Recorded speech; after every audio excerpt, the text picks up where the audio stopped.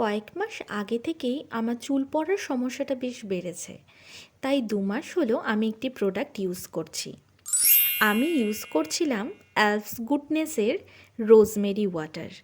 আর এটা ইউজ করে আমার চুল পড়াটা কিন্তু বেশ কম হয়েছে, প্লাস চুলটাও কিন্তু ঘন হয়েছে এবং আমার চুলে বেশ ছোট ছোট বেবি হেয়ারও হয়েছে। এটা কিন্তু সিলিকন ফ্রি, সালফার ফ্রি এবং প্যারাবেন ফ্রি। আর এর মধ্যে কোনো কালার কিন্তু মিক্সড নেই। প্যাকেজিংটা খুব সুন্দর। ক্যাপের মাথায় অন আর অফেরও কিন্তু জায়গা রয়েছে।